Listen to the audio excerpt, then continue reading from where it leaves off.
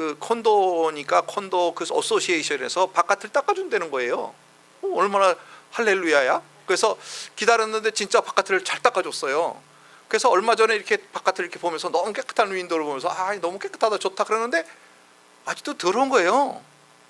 그래서 아니 뭐 어떻게 프로페셔널이 와가지고 막 이렇게 깃다란 거 가지고 하고 그다음에 이렇게 창살도 다 띄어내고 뭐 이렇게 하면서 닦았거든요. 그러니까 잘 닦을 줄 알았는데 보니까 더러워. 아니 뭐 잘못 닦았네. 그러고선 이렇게 보니까 제가 까먹은 거 뭐냐면 창문은 안팎이 있는 거를 까먹었어. 안팎이 있는 걸 모르고 바깥에가 더러운 줄 알고 더러운 거 같은 거예요. 그래서 이렇게 손으로 닦아보니까 안에가 더러운 거예요. 바깥은 닦아줬는데 안에는 우리 책임이잖아요, 그죠? 그래서 안에를 이렇게 닦으면서 아 이렇게 닦으니까 깨끗하구나. 하나님의 나라가 마치 그와 같아요. 우리도 마치 그와 같아요. 구원받은 것도 하나님이 하시는 일이 있고 바깥의 윈도우는 하나님이 다 닦아주셨어. 우리 구원받았어요. 근데 안에 마음을 닦지 못하면 아직도 더러운 거예요. 근데 모르고는 하나님이 아직도 더럽게 이렇게 생각할 수가 있단 말이에요. 그래서 아 그게 아니구나. 야 하나님이 하실 일이 있고 우리가 또 닦아야 할 부분이 있구나. 우리가 닦아야 할 부분은 뭐죠? 회개하고 성화되고 매일 삶이 바뀌고 방향 바꾸고 주님을 향해 바라보고 뭐 그런 것이 없이 그냥 하나님이 하신 일 난 구원받았어. 그냥 교회나 왔다 갔다 하고 예배나 왔다 갔다 하면 돼. 이렇게 생각하는 것이 잘못이라 그 말이에요. 그렇게 했더니 아직도 더러운데도 모르고 깨끗한 줄 알고 이렇게 살았더라고요. 그래서 얼마나 참 어리석은 죄를 보면서 야 그렇구나. 안과박을 다 닦아야 되구나 이렇게 생각했습니다. 여러분 성경을 읽는 것이 마치 이와 같아요. 성경은요 하나님의 마음을 우리에게 보여주신 책이에요. 아멘입니까? 하나님의 나라를 보여주신 책이에요. 그러니까 이게 쉬울 수가 없어요. 우리가 잘 이렇게 세상의 생각이나 세상의 교육을 받은 사람이 이 책을 읽어서 물론 구원받는 하나님의 길이 당연히 보이겠지만 구원받기로 작정된 사람은 그 외에도 우리가 구원받았지만 하나님의 나라를 알고 하나님의 마음을 더 이렇게 알기는 쉬운 것은 아니에요. 왜냐하면 사도 바울이 하나님의 나라를 갔어요. 셋째 하늘을 갔어. 하나님이 계신 곳이에요. 셋째 하늘은 갔더니 사람의 말로 가히 일컬어지 못할 것들을 보았다는 거예요. 그러니까 그 얘기는 뭐냐면 감히 내가 말로 표현이 안 되는 것들을 보았다. 또는 말로 설명이 안 된다. 그러니까 말로 해줘도 여러분은 모른다. 그런 말이에요. 그러니까 하나님의 말씀은 쉬운 거 아니에요. 그러니까 우리가 이렇게 좀 하울링이 나오는 것 같은데 조금만 이렇게 조절 좀 해보시죠. 이거 하울링이 어엉엉 울리는 것 같아요. 그렇죠? 됐습니까? 할렐루야, 할렐루야. 된 것 같아요. 예, 된 것 같아요. 훨씬 낫네요. 그래서 이렇게 하나님의 말씀을 읽을 때 제가 이해가 안 되는 부분은 더 열심히 읽자.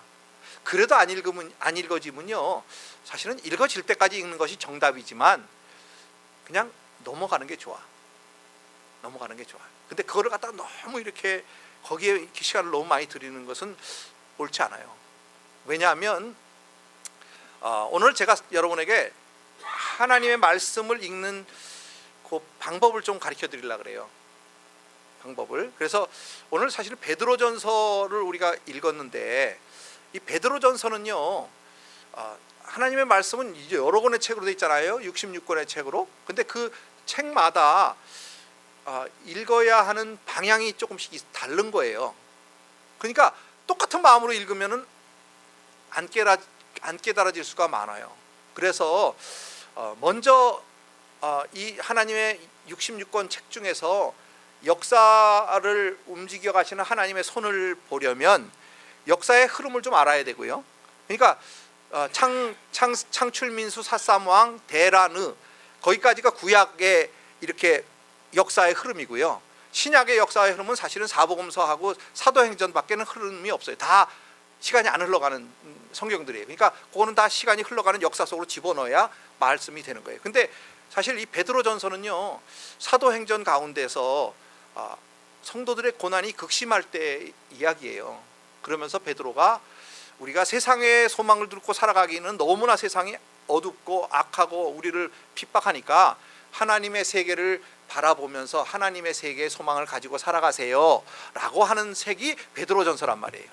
무슨 소리인지 아시겠죠? 그러니까 베드로전서 읽을 때는 뭐를 가져야 되냐면, 나는 세상의 소망을 두는 사람이 아니라 구원받은 하나님의 자녀로 세상보다도 하나님의 세계를 소망하며 살아야 되는 사람이구나 라고 깨달은 것이 맞단 말이에요. 그러니까 성경을 읽을 때 잘 이해가 안 되면 그 흐름에 맞는 말씀인가 아닌가를 확인해 보면 되는 거예요.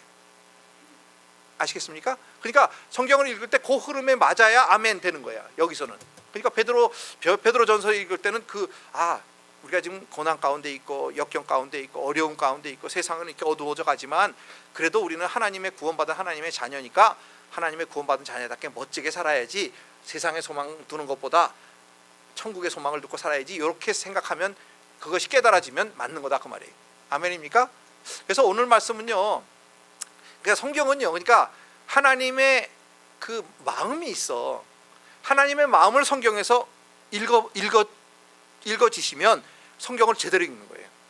또 하나님의 세계를 이렇게 보여주시는데, 아까 말했듯이 창문이잖아요. 하나님의 세계는 창문으로 들여다보는데 창문이 넓어야 다 많이 보이잖아요. 근데 좁으면 조금 데가 안 보이니까 넓은 마음으로 넓게 하나님의 세계를 볼 수 있도록 그러니까 구원받은 하나님의 자녀는 바깥에는 이미 주님이 깨끗하게 해주셨으니까 안의 마음을 회개로 깨끗하게 닦고 잘 하나님의 음성을 들으면 하나님의 세계가 보여진단 말이에요. 그러면 그야말로 여러분에게도 사도 바울처럼 사람의 말로 가히 이룰 수 없는 그런 하나님의 세계를 경험하게 될 줄 믿습니다. 그러니까 하나님의 말씀은 우리가 사도 바울이 그렇게 경험한 것처럼 우리가 하나님의 말씀을 읽으면서 셋째 하늘도 경험할 수 있는 거예요, 믿음이 있으면. 그래서 오늘 말씀을 통해서는 어떻게 우리가 그러면 이 베드로전서를 통해서 하나님의 마음을 깨달을 수 있을까요? 저와 여러분이 은혜 받는 시간 되기를 원합니다.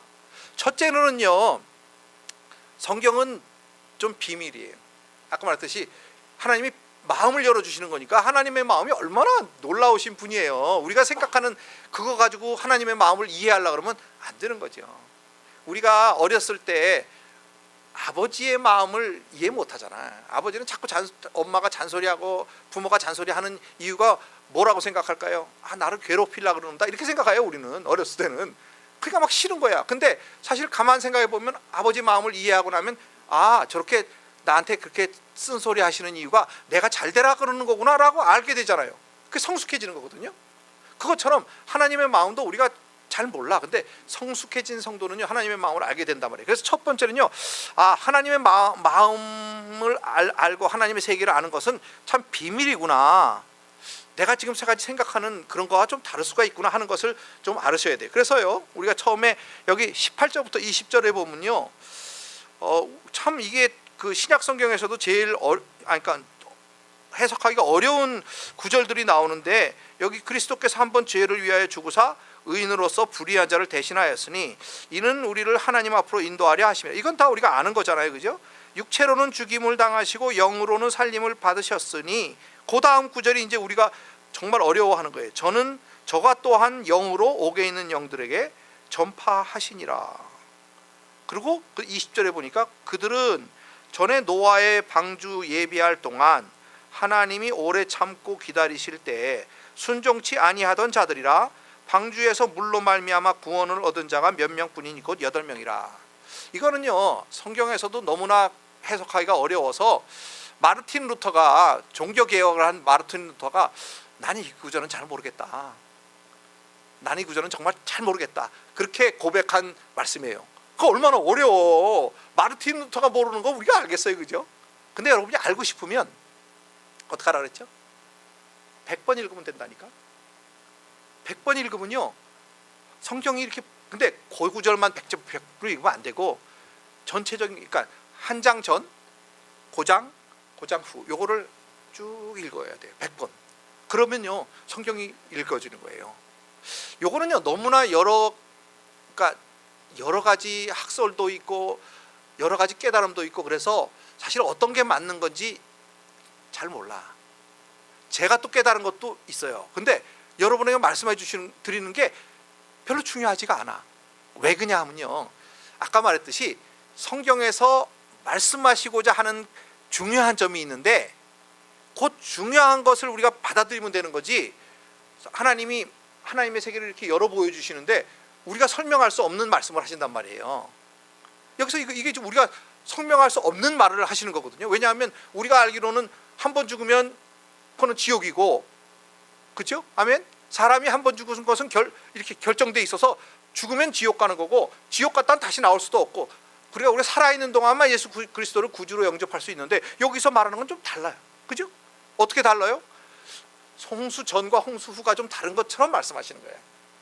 홍수 전에는 죽은 영혼들은 뭐 옥이라고 하는, 우리가 알지 못하는 옥이라고 하는 곳에 갇혔는데, 그러니까 우리가 아는 것은 지옥하고 세상밖에 없으니까 지옥 갔는데 하나님, 그럼 예수 그리스도가 지옥에 가서 이 사람들을 전파했다는 얘기가, 이렇게 받아들이면 안 된다 그 말이에요. 옥이라고 하는 곳에 가 있는데 주님이 그곳에 가서 그들에게 복음을 전파했다, 이렇게 보여지잖아요. 우리가 얼뜬 보기는. 그렇죠?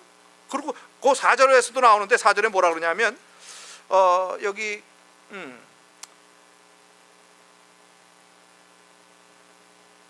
아이고 어디였나?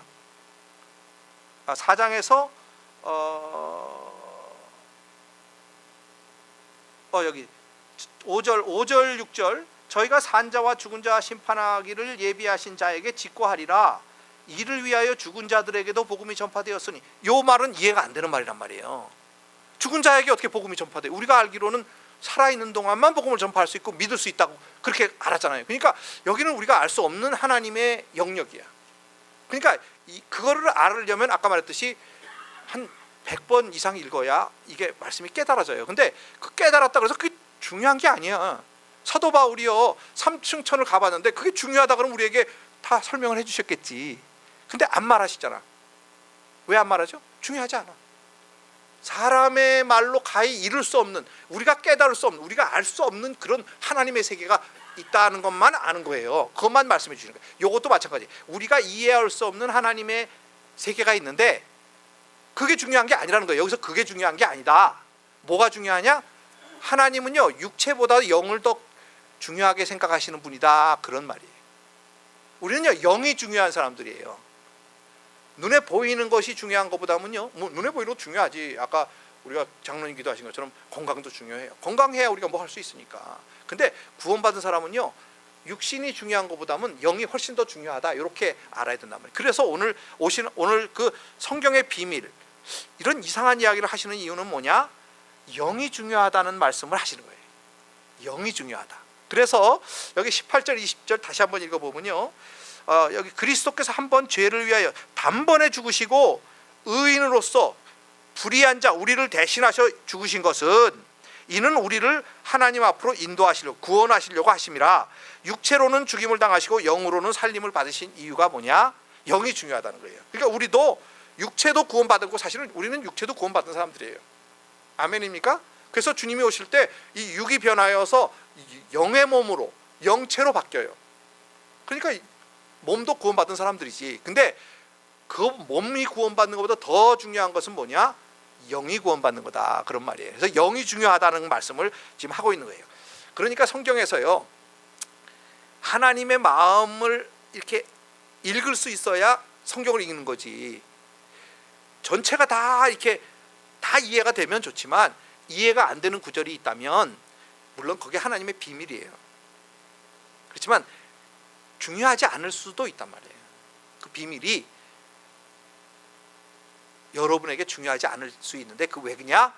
우리는 하나님의 구원받은 하나님의 자녀다, 영이 구원받는 것이다 하는 그것을 깨닫는 것, 그것이 더 중요하다, 그 말이에요.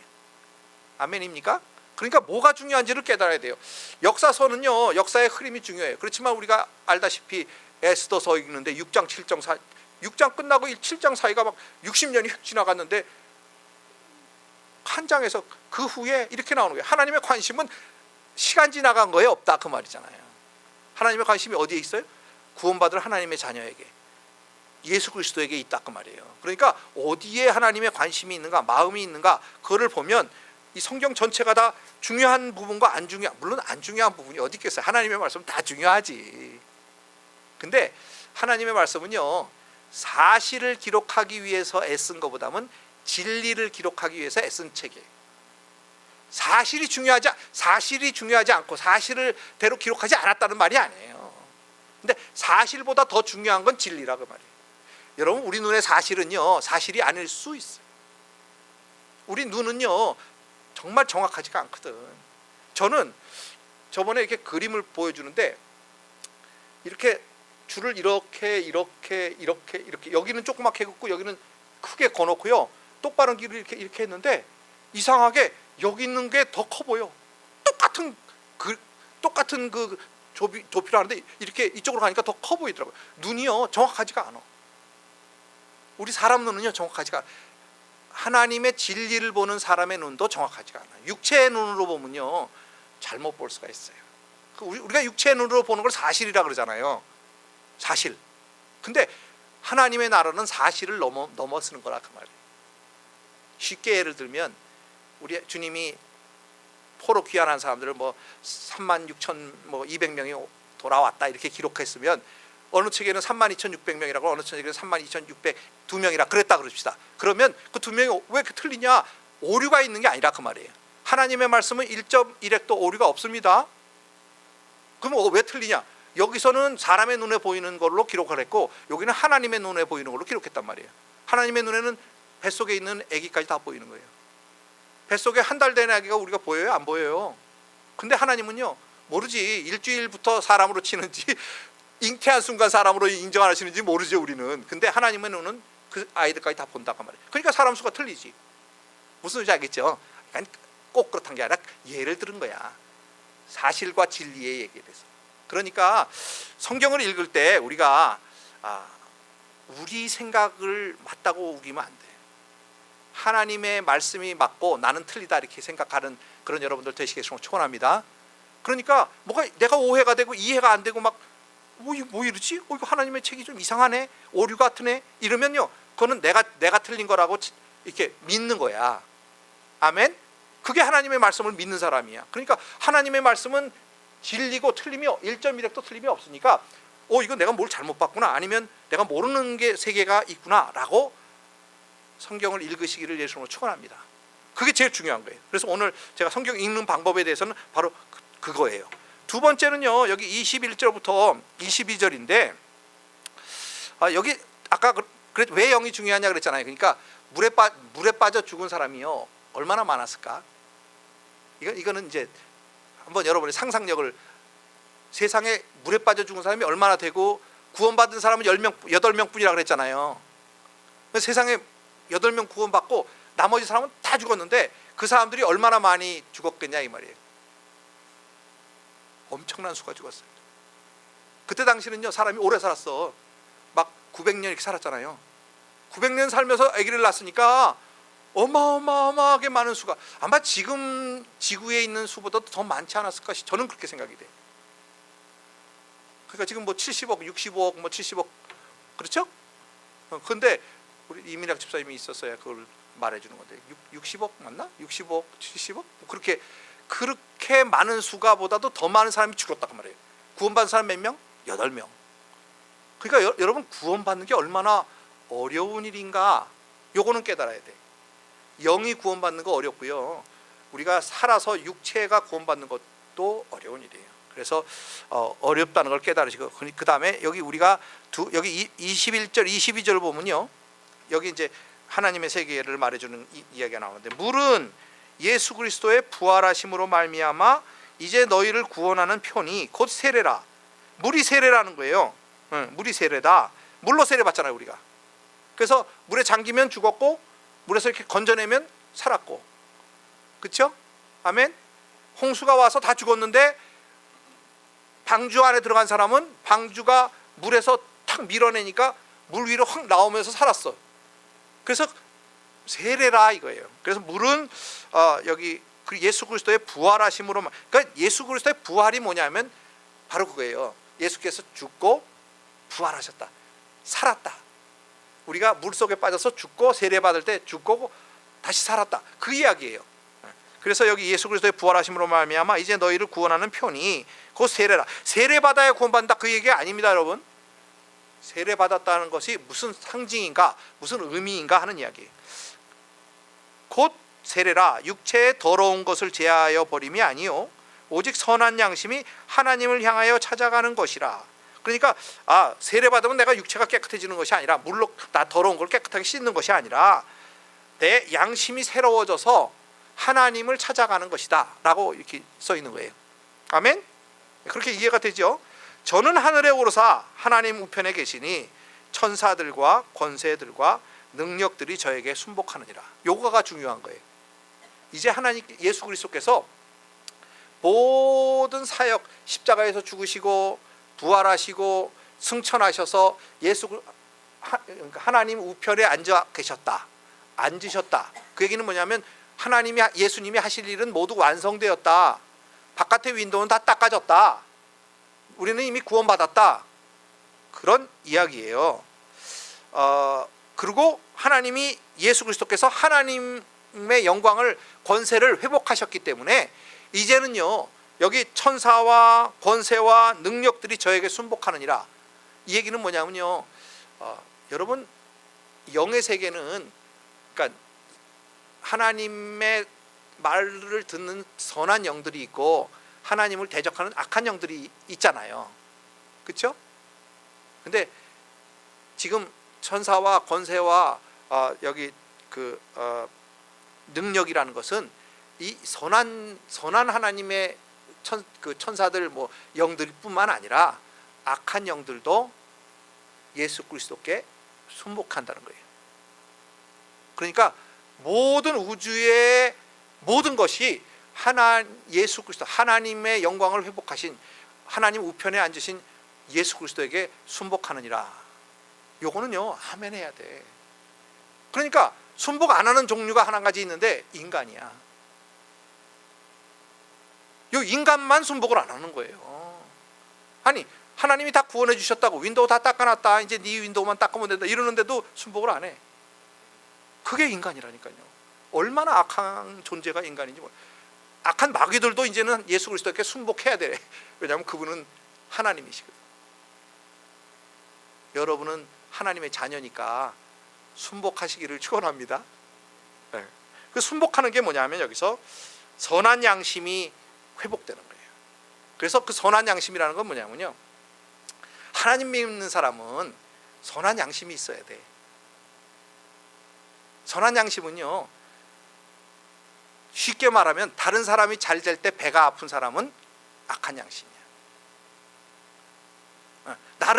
근데 사실 누구나 다 다른 사람이 잘 되면 배가 아프죠. 그거는 인간이 죄인이라는 거야. 근데 내 원수가 잘 될 때도 기분이 좋으면 그거는 나는 악한 인간이야. 악한 양심이야. 무슨 소리인지 아시겠죠? 원수가 잘 될 때도 기뻐하는 마음이 생겨야 선한 양심이야. 얼마나 힘든 거예요. 중국 영화를 보니까 중국 영화는 원수 갚는 얘기가 다 중국 영화잖아요. 그러니까 중국 영화에서 그러더라고. 주인공이 아니라 악한 사람이다. 악한 사람이 주인공이 잘못되는, 저 원수가 잘못되는 걸 보니까 내가 너무나 시원하다는 거예요. 통쾌해야 돼. 남이 잘못되는 게 통쾌해야 돼. 악한 양심. 선한 양심은요, 다른 사람이 잘 될 때 기뻐하고 다른 사람이 잘 되기를 진심으로 바라고 원수도 사랑하게 되고, 그런 게 선한 양심이에요. 그러니까 구원받은 사람은요, 싫거나 좋거나 선한 양심을 향해서 가야 되는 거예요. 하나님을 향해서 가야 되는 거예요. 하나님을 향해서 가는 사람이 악한 양심이 있으면 안 되는 거예요. 선한 양심으로 회복되시기를 축원합니다. 너무 힘들어. 그건 저도 해보니까 쉽지는 않아. 나를 괴롭히고 나를 못되게 그러는데 왜 그게 이쁘겠어요? 어렵지. 그래도 해야 돼. 왜냐하면 우리는 구원받은 하나님의 자녀니까 선한 양심으로 하나님이 바꿔주셨거든요. 부드러운 양심, 부드러운 마음으로 바꿔주셨기 때문에 더러운 것을 제하여 버리심이 아니라는 거예요. 이미 바꿔주셨어. 예수 그리스도의 마음으로 바꿔주신 줄 믿습니다. 그러니까 이제는요, 다른 사람이 잘 되기를 위해서 기도해주고, 나를 핍박하는 자를 위해서 기도해주고, 또 용서해주고, 또 못 살게 하고 또 용서해주고, 또 사랑하고, 그게 우리 예수 믿는 사람이 해야 될 일이라 그 말이에요. 좀 어렵지만 아멘이 안 나오지만 어쩔 수 없지 그래서 여기 근데 소망이 있는 것은 지금 읽은 예수 그리스도께서 만왕의 왕이 되시고 만주의 주가 되셔서 하나님 우편에 앉으셨다는 거예요. 다 이루어졌다는 거예요. 이제 우리가 순종만 하면, 하나님 말씀이 레마가 되어서 그 말씀에 내가 순종만 하면 저절로 우리는 착한 양심이 되는 거예요. 내 힘으로 되는 거 아니에요. 하나님 말씀에 순종만 하면 되는 거예요.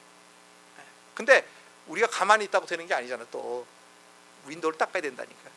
그러니까 양심이 회개하고 또 하나님을 향해서 찾아가고 정말 믿음의 사람이 되려고 애를 쓰고 기도하고 주님을 의지하고 넘어질 때면 또 주님을 의지하고 그렇게 매일매일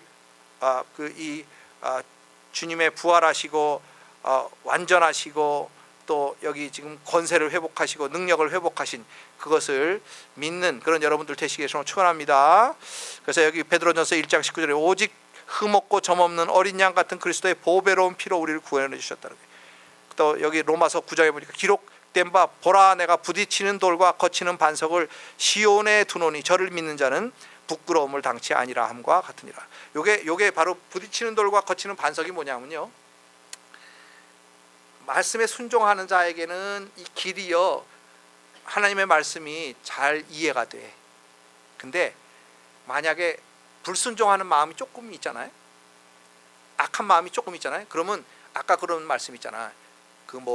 지금 우리가 읽은 저가 또한 영으로 옥에 있는 영에게 전파하시느니라. 그들은 저의 노아의 날 방주에 예비할 동안에 하나님이 오래 참고 기다리실 때 순종치 아니하던 자들이라. 요런 말씀이 뭐가 되냐면요, 거치는 돌이 돼. 그냥 넘어져 버려요 거기에. 그래서 많은 신학자들이 넘어지는 게 뭐냐, 바로 이런 데 넘어지는 거예요. 마음이 부드럽지가 않아. 그러니까 이게 이해가 안 되니까 하나님 말씀에 오류가 있네, 하나님 말씀이 아니네, 이렇게 되는 거예요. 그러니까 마음이 부드러운 사람은요, 이건 내가 못하는 모르는 영역이구나. 마르틴 루터가 그랬다니까요. 여기 나도 아무리 봐도 아무리 연구를 해도 이해가 안 간다, 이렇게 얘기한 거예요. 그러니까 내가 감히 내가 깨달은 거를 여러분에게 나는 마르틴 루터가 깨닫지 못하고 나는 깨닫았어, 이렇게 말할 수가 없어서 내가 말을 안 드리는 건데, 우리가 이걸 깨달으려면요, 그러니까 마르틴 루터보다도 더 많이 세상 하나님의 마음을 가졌거나, 그렇지 않으면 우린 겸손하게 꼬리를 내리는 거죠. 아멘. 그렇게 어쨌든 중요한 것은 예수 그리스도께서 영으로 부활하시고 지금 하나님의 우편에 앉으셔서 모든 권세를 회복하셨다. 그분은 모든 능력을 회복하셨다. 그분은 전지전능하시고 무소부지하시고 우리 마음을 다 아시고 하나님이시다. 그거예요. 그러니까 우리 예수가 우리를 얼마나 사랑하셔. 우리를 위에서 십자가에서 자기 몸을 다 찢어주신 그분이 여러분을 그렇게 사랑한다는데 얼마나 소망이 있냐 이거예요. 아멘입니까? 소망이 있어요. 그러니까 너무나 어려운 일이 있고 힘든 일이 있고 원수를 사랑하는 거 어렵고 그렇지만 우리에게 소망이 있는 것은 예수 그리스도 때문이라 이 말이에요. 마지막으로는 이제 1절 2절은 이제 우리는 어떻게 살아야 할 것인가 하는 거예요. 바로 의지할 수 있는 그분을 의지하면서 살아야 한다. 하나님의 우편은 영광, 권세, 능력 그런 것을 의미하는데 이제 우리가 결단할 일만 남았다. 어떻게 살아야 할 것인가 결단할 일만 남았다. 그런 이야기예요. 그래서 이 선한 양심을 가져야 되는데 여기 디모데전서에 보면 사도 바울이 이 디모데에게 경계의 목적은 너가 조심할 것은 청결한 마음과 선한 양심과 거짓이 없는 믿음으로 나는 사랑이거늘 이렇게 얘기했어요. 청결한 마음을 가져야 된다, 선한 양심을 가져야 된다, 거짓이 없는 믿음에서 나는 사랑을 가져야 된다. 그렇게 말씀한 것이 우리가 조심해야 될 일이다. 그 다음에 히브리서에 보면요, 우리를 위해서 기도해라. 우리가 모든 일에 선하게 행하려 함으로 우리에게 선한 양심이 있는 줄을 확신하노라. 히브리 기자가 우리가 선한 일을 행할 때에 선한 양심이 있는 것을 깨닫게 된다. 그렇게 말씀해 주신 것처럼요, 우리가 선한 마음, 부드러운 마음, 남을 이렇게 귀하게 보는 마음, 또 남이 잘못할 때요, 사실 성경은요 하나님의 눈이야. 윈도우기도 하고 거울이기도 하지만 우리가 더러운 건 안 보이거든요. 아까 내가 윈도우가 왜 이렇게 프로페셔널이 닦았는데도 이렇게 더러워? 자기가 잘못한 건 모르고 다른 사람을 블레임하는 게 우리 인간이기 때문에 안에 닦아야 될 것을 잘 닦으면 보이는 것처럼 하나님의 눈으로 봐야 되는데 하나님의 눈이 뭐냐면요, 남을 볼 때는 예수의 눈으로, 긍휼하는 눈으로 보는 거고, 나를 볼 때는요 날카로운 눈으로 보셔야 돼. 무슨 소리인지 아시겠어요? 근데 우리는 어떡하죠? 반대로 해. 다른 사람이 하면 날카롭게 잘 보여. 다른 사람이 잘못하는 건요 너무 잘 보여. 그게 우리가 죄인이라는 증거예요. 우리가 악한 마음을 가지고 있다, 선한 양심이 아니라는 증거예요. 근데 이제 그거를 자꾸 바꿔가야지. 그 다음에 내가 잘못하는 건요, 인간이 그럴 수 있지. 자기가 잘못한 건 잘 몰라. 또 얼마나 모르는지 몰라요 우리가. 근데 하나님의 눈으로 자기를 볼 때요, 정말 날카로운 하나님의 불꽃 같은 눈으로 자기를 보시고, 다른 사람을 볼 때는 예수 그리스도의 사랑의 눈으로 이렇게 다른 사람을 바라보시는 그런 축복의 여러분들 되시길 정말 축원합니다. 그럴 때야 우리가 어떻게 살아야 하는가가 와서 닿는 거예요. 그래서 4장 1절에 그리스도께서 이미 육체의 고난을 받으셨으니 너희도 같은 마음으로 갑옷을 삼으라. 예수 그리스도의 마음으로 어려운 일이 오고 고난이 오고 힘든 일이 올지라도 주님만 의지하고 주님의 마음으로 갑옷을 삼아라, 방패를 삼아라, 그런 의미예요. 이는 육체의 고난을 받은 자가 죄를 그쳤으니, 이 육체의 고난을 받은 자가 누구죠? 예수 그리스도께서 죄를 그쳤다는 거예요. 죄를 끝냈어요. 그러니까 이제 더 이상 우리가 죄 지면 안 되는 거예요. 그 후로는 다시 사람의 정욕을 좇지 않고 오직 하나님의 뜻을 좇아 육체의 남은 때를 살게 하려 함이라. 육체의 남은 때는요, 누구나 다 육체의 남은 때가 있잖아. 살아있으면 뭐 한 달이 남았는지 하루가 남았는지 1년이 남았는지 10년이 남았는지 잘 모르죠 우리는. 그렇지만 육체의 남은 때가 있다는 거예요. 그 남은 때를 어떻게 살아야 하는가 하는 것이 오늘 말씀을 읽은 말씀의 중요점이라는 거예요. 근데 어떻게 살아야 할까요 여러분? 선한 양심을 가지고 남을 나보다 낮게 여기고 예수 그리스도의 마음으로 다른 사람을 품고 기도해주고 세워주고 용서해주고 이렇게 아주 멋지게 살아야 되잖아요. 아멘입니까? 근데요, 그게 너무 신기한 거는 내 마음의 결단에 따라서 이리 갔다 저리 갔다 한다니까. 내가 정말 오늘은 제대로 살아야지 하고 결단을 하면요 일로 가는 거야. 근데 조금만 내가 마음을 방심하면요 일리 가가지고 내가 결단했던 거가 다 무너져. 다 무너져. 그러니까 얼마나 그 육체에 남은 때가요 여러분, 오늘이라고 하는 거를 우린 그 한국의 그 어느 신학자가 풀었는데, 오늘이 뭔가 했더니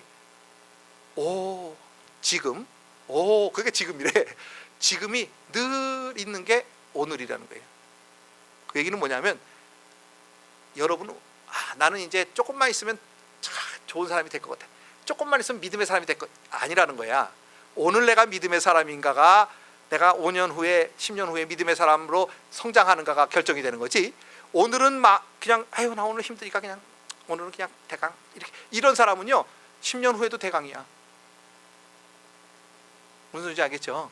그러니까 지금 결단하는 사람만 앞에 소망이 있는 거예요.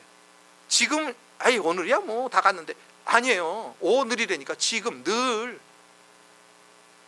그러니까 지금 마음을 바꾸고 결단하시는 분이 되시기를 예수님으로 축원합니다. 그게 바로 이 베드로 사도가 우리에게 부탁하는 거예요.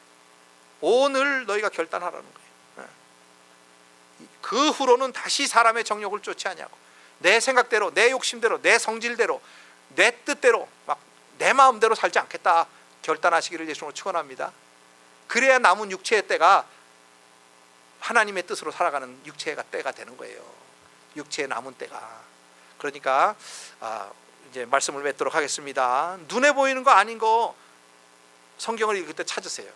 눈에 보이는 거 자꾸 찾으면 사실을 찾는 건데, 사실보다 더 크신 분이 하나님의 마음이라니까, 진리라니까. 그래서 눈에 보이는 거 이상의 것을 하나님의 마음을 찾으시기를 예수님으로 축원합니다. 또 주님께서는요 참 능력자세요.